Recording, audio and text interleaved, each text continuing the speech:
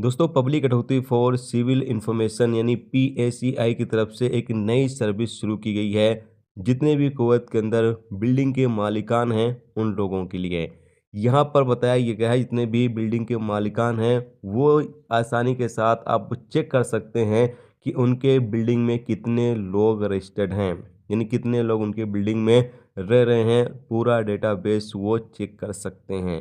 यहाँ पर बताया ये गया है कि अभी काफ़ी ज़्यादा कुवैत के अंदर फ्रॉड चल रहा है। सिविल आईडी रिन्यूअल करने के लिए लोग पैसे लेकर और गलत एड्रेस रजिस्ट्रेशन कर देते हैं, गलत एड्रेस रजिस्ट्रेट कर देते हैं।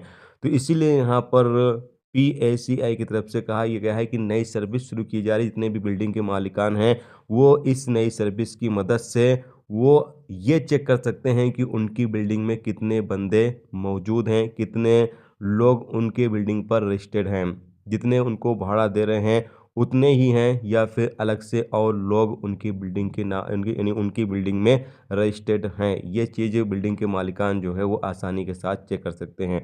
और यहाँ बताया गया है जितने लोग ज़्यादा होंगे जो बिल्डिंग के मालिकान को भाड़ा नहीं दे रहे हैं, वहाँ पर नहीं रह रहे हैं, लेकिन उस बिल्डिंग के नाम पर रजिस्टर्ड हैं, तो उन लोगों को वो आसानी के साथ हटा सकते हैं, उसकी वो कंप्लेंट कर सकते हैं, जिसके बाद उनको वहाँ से यानी उस बिल्डिंग से उनको हटा दिया जाएगा मिनिस्ट्री के द्वारा।